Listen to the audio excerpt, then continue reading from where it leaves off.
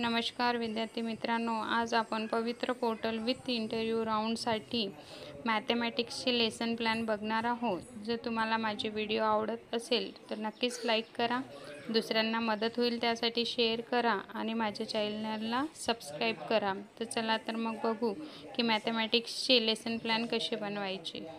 सर्वप्रथम 100 पेजेसची नोटबुक घ्यायची आहे, त्याला ब्राऊन कव्हर करायचे आहे आणि पहिले पेजेसवर आपण आपलं नाव लिहायचं आहे, क्लास लिहायचा आहे। आज 6वी वर मी लेसन प्लॅन बनवलेला आहे म्हणून 6वी लिहिलं। तुम्ही ज्या क्लाससाठी बनवला तो मेन्शन करायचा आहे। सब्जेक्ट मी गणिताचं म्हणजे मॅथमॅटिक्सचं लेसन प्लॅन बनवला म्हणून गणित लिहिलं।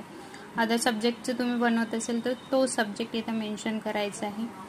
ज्या स्कूलला तुम्ही इंटरव्ह्यू देण्यासाठी जात आहे त्या स्कूलचं नाव इथं तुम्हाला मेन्शन करायचं आहे। त्यानंतर दुसऱ्या पेजवर तुम्हाला पाठाचं असं हेडिंग द्यायचं आहे, गणित। इंग्लिशमध्ये पण तुम्ही लिहू शकता, लेसन प्लॅन मॅथमॅटिक्स। प्रशिक्षणार्थीचे नाव म्हणजे तुमचे नाव तिथे येईल। शाळेचे नाव जसं मी तुम्हाला सांगितलं, ज्या शाळेला तुम्ही इंटरव्ह्यू देण्यासाठी जात आहे त्या शाळेचे नाव इथे मेन्शन करायचे आहे। येता क्लास इथं कोणत्या क्लासवर तुम्ही डेमो देणार आहे तो मेन्शन करायचा आहे। मी 6वीचा लेसन प्लॅन बनवला म्हणून 6वी लिहिलेला आहे। दिनांक ज्या दिवशी तुम्ही इंटरव्ह्यू द्यायला चालले, डेमो द्यायला चालले त्या दिवशीचे इथे डेट टाकायची आहे तुम्हाला। घटक आणि उपघटक, टॉपिक आणि सब टॉपिक। आता इथं टॉपिक घेतला आहे मी कोण, आणि कोणाचे उपघटक असेल आपला कोणाचा प्रकार। ठीक आहे। पूर्वज्ञान, विद्यार्थ्यांना कोणाबद्दल व कोणाच्या प्रकाराबद्दल माहिती आहे असं तुम्हाला लिहायचं आहे। दुसरा कोणता टॉपिक घेतला असेल तर तुम्ही तसं मेन्शन करा की विद्यार्थ्यांना याबद्दल माहित आहे किंवा पूर्वज्ञान आहे असं तुम्ही लिहू शकता।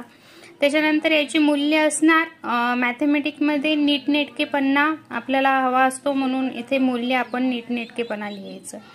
अध्यापनाचे सूत्र कधी पण ज्ञाताकडून अज्ञाताकडे असते, पूर्वज्ञान असतो आणि मग आपण त्यांना जे माहित नाही ते शिकवतो म्हणून ज्ञाताकडून अज्ञाताकडे। प्रस्तावना करायची आहे, तर पूर्व ज्ञानावर आधारित शिक्षक प्रश्न विचारणार, प्रस्तावना करणार की बघा आता आपण जर इथं एक चार्ट नेला, चित्र नेला विविध कोणाचे, तर ते चार्ट त्यांना दाखवायचं आणि प्रस्तावना करायची की चित्रात दिसणारे कोण पहा आणि त्याचे प्रकार ओळखून ते आम्हाला सांगा।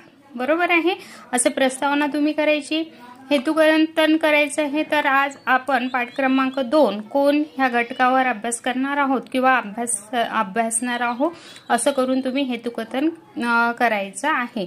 आणि जेव्हा तुम्ही हेतुकथन करता तेव्हा तुम्ही पाठाचं नाव फलकावर किंवा ब्लॅकबोर्डवर त्याच टाइमला लिहायचं आहे। त्यानंतर मेन पेजवर तुम्हाला 6 कॉलम बनवायचे आहे। पाठाच्या पायऱ्या, यामध्ये 5 पॉइंट लिहायचे तुम्हाला। विषय विवेचन, संकलन, मूल्यमापन, उपयोजन आणि स्वाध्याय, हे 5 पॉइंट आलेच पाहिजे। त्यानंतर पाठाचा मुद्दा आहे आपला पाठ क्रमांक 2 कोण व त्याचे प्रकार, तर इथे तुम्ही ते पॉइंट लिहा। जो पॉइंट घटक किंवा उपघटक, जो टॉपिक किंवा सब टॉपिक घेतलेला आहे तो तुम्ही इथे लिहायचा आहे। त्याच्यानंतर उद्दिष्टे लिहायचे आहे, तर स्पेसिफिक एम मध्ये ज्ञान, विद्यार्थ्यांना कोणाची आकृती ओळखता येते। त्याच्यानंतर आकलन, विद्यार्थी कोणाची व्याख्या व प्रकार सांगू शकतो। त्याच्यानंतर उपयोजना, विद्यार्थी कोणाचे प्रकार ओळखू शकतो आणि कौशल्य त्याच्यात आपल्याला घ्यायचे आहे की विद्यार्थी कोणाची आकृती सुद्धा काढू शकतो। हे विशिष्ट उद्दिष्टे आहे, आपल्याला काय करायचं आहे, विद्यार्थ्यांना ते शिकवायचे असते। शैक्षणिक साहित्यामध्ये हे एक नवीन तुम्ही असं करू शकता की छोटंसं पेज घेऊन त्याला डेकोरेट करून कलर पेज पण तुम्ही घेऊ शकता आणि इथे कोणाची तुम्ही विविध कोणाचे डायग्राम काढू शकता शैक्षणिक साहित्यामध्ये, किंवा फ्लॅश कार्ड पण तुम्ही वापरू शकता। त्याच्यानंतर स्टिकी नोट्सवर कोणाच्या आकृती सुद्धा तुम्ही काढू शकता। मॅथमॅटिक्समध्ये खूप सारे ऑप्शन असते की जेणेकरून आपण शैक्षणिक साहित्याचा खूप चांगल्या प्रकारे वापर करू शकतो मॅथमॅटिक्समध्ये, तर ते तुम्ही करावं हीच माझी इच्छा। आणि डेमोमध्ये, लेसन प्लॅनमध्ये, ह्या टाचनमध्ये तुम्ही इथे जे शैक्षणिक साहित्य चार्ट घेऊन जाणार आहे त्यानुसार तुम्ही इथं डेकोरेट करून न्या, म्हणजे ते इम्प्रेसिव्ह वाटते। त्याच्यानंतर शिक्षक कृती असेल की शिक्षक फलकावर कोणाची आकृती काढणार आणि त्याचे प्रकार सांगणार की हा शून्य कोण आहे, हा सरळ कोण आहे, हा पूर्ण कोण आहे. विद्यार्थीचे काम असणार, विद्यार्थी कृती असणार, विद्यार्थी निरीक्षण करतात. त्यानंतर दुसरा पॉइंट आहे संकलन. जो पॉइंट शिकवला आपण त्याचं संकलन करायचं आहे. तर शिक्षक प्रमुख मुद्द्याच्या आधारे पाठाचे संकलन करतात व विद्यार्थी हे श्रवण करते. त्यानंतर आपल्याला शिकवल्याच्या नंतर मूल्यमापन करायचे की विद्यार्थ्यांना हा पॉइंट कितपत समजला. तर शिक्षक मूल्यमापनात्मक प्रश्न विचारते, म्हणजे कोण म्हणजे काय, त्याचे नाव व बाजू सांगा, कोणाचे प्रकार सांगा. अशा प्रकारे प्रश्न विचारून आपल्याला विद्यार्थ्यांचे मूल्यमापन करायचे असते आणि विद्यार्थी या प्रश्नांचे काय करतात, उत्तरे देतात. त्याच्यानंतर येते उपयोजन. तर उपयोजनात्मक प्रश्न आपल्याला विचारायचे असतात.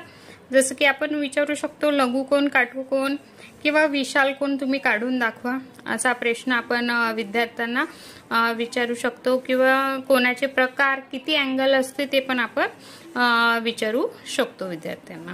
त्यानंतर उपयोजन झाल्याच्या नंतर आपल्याला स्वाध्याय कंपल्सरी लिहायचा. एका साईडला स्क्वेअर करून डेट टाकून तुम्ही काय करायचं, विद्यार्थ्यांना स्वाध्याय लिहायला सांगायचं. इथे तुम्ही स्वाध्याय लिहून द्यायचं आहे, जसे की कंपास पेटीतील साहित्य वापरून कोन काढा. आणि इथे शिक्षक कृती असेल, शिक्षक विद्यार्थ्यांना स्वाध्याय लिहून देतात आणि विद्यार्थी स्वाध्याय वहीत लिहून घेतात. या प्रकारे तुम्हाला विद्यार्थ्यांना स्वाध्याय लिहून द्यायचा असतो. विद्यार्थी मित्रांनो, जर तुम्हाला हा लेसन प्लॅन आवडला असेल आणि मॅथचा इंग्लिशमध्ये लेसन प्लॅन पाहिजे असेल तर तसं मला कमेंटमध्ये मेन्शन करा. आवडला तर नक्कीच लाईक करा, दुसऱ्याला मदत होईल त्यासाठी शेअर करा आणि माझ्या चॅनलला सबस्क्राईब करा. धन्यवाद.